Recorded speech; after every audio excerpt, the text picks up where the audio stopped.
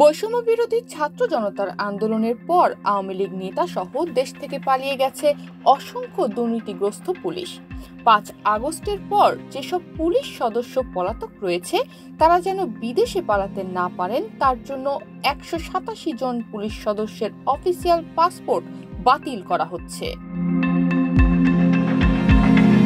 শেখ হাসিনা সরকারের পতনের পর অনেক পুলিশ সদস্য কাজে যোগ দেননি।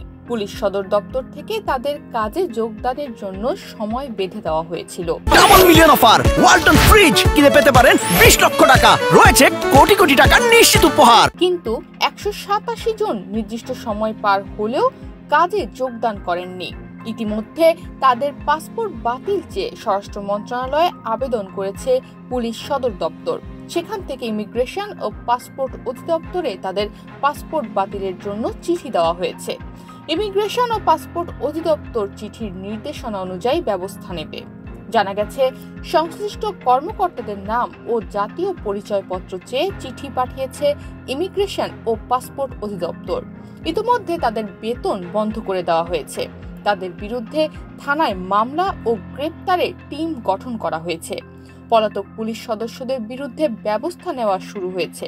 বেশ কয়েকজনের নামে বিভাগীয় মামলাও হয়েছে।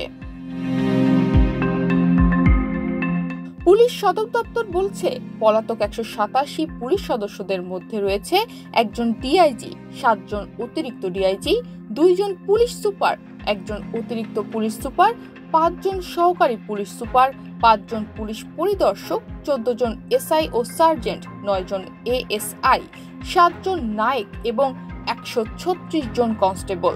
পলাতক কনস্টেবলদের মধ্যে ২ জন নারী সদস্যও আছে।